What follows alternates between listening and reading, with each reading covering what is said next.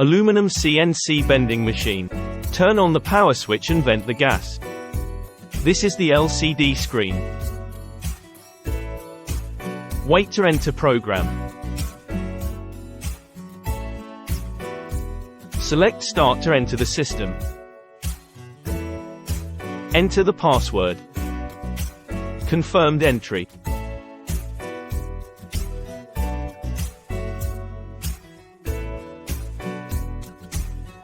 Choose CU machining. Enter radius and arc length.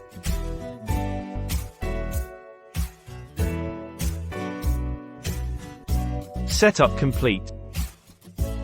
Place the profile in this position. After the profile is placed, the sensor light below will light up.